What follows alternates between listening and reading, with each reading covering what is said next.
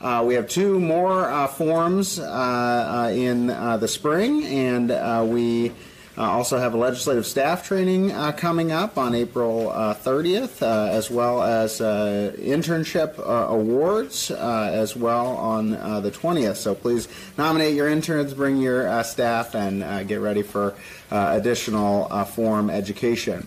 We're very excited to be here.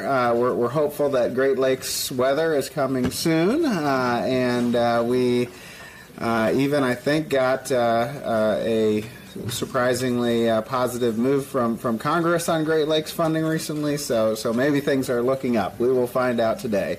I'd like to introduce our Master of Ceremonies, Ann Marie Schneider.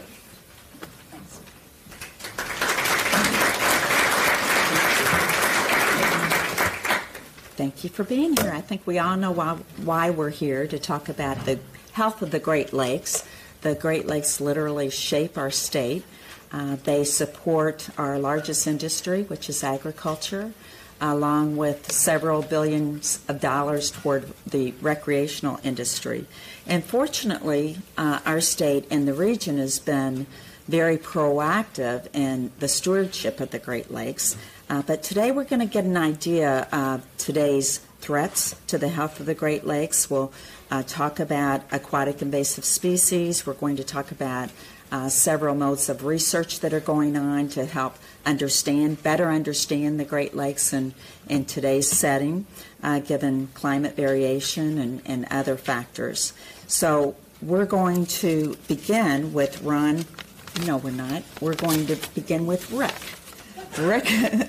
Hopewell, who is with the Office of Great Lakes. He's a program manager with the Great Lakes Management Unit. And Rick is an engineer.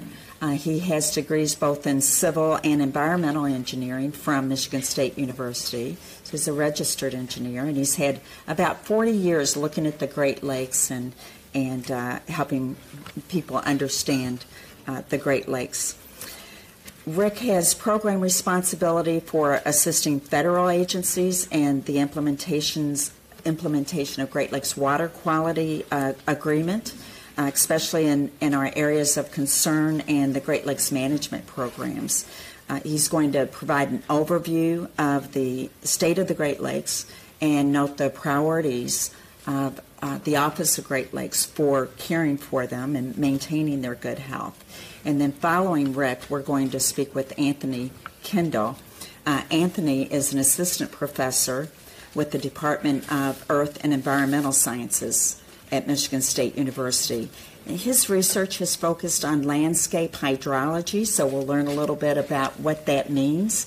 He's actually a co-founder of a landscape hydrology model that does very unique measurements of the hydrological processes. And so he's able to look at trends that are not obvious to most of us. And he'll talk about that, especially in terms of water usage of the Great Lakes and how we're managing practices, water use practices. We also have Rochelle Sturdivant. Rochelle is an educator and program manager with MSU Extension and Michigan Sea Grant. And someone back here is a big fan. They're clapping for you. Rochelle, you have a fan club.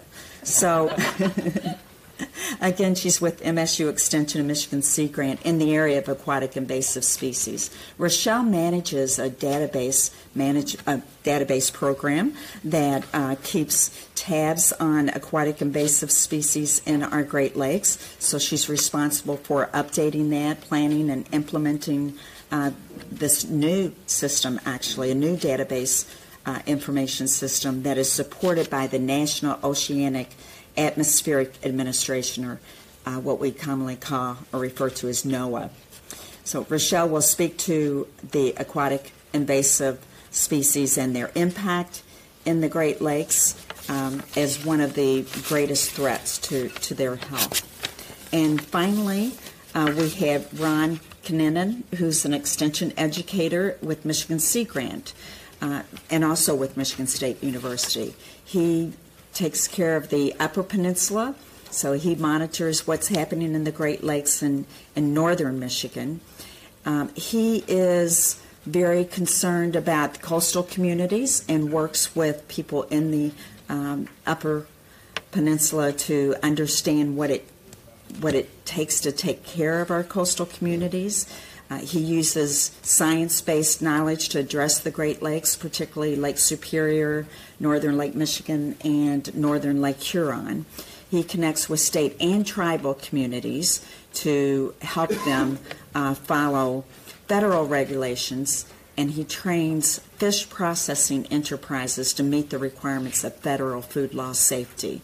So he's going to talk with us about his work with the aquaculture industry, and we'll hear a little bit about bait fish practices. He's going to just help us understand where they are today and where they would like to be in the near future, given the support of the Great Lakes. So let's begin with Rick, and we'll have Q&A after all of our speakers have addressed the audience.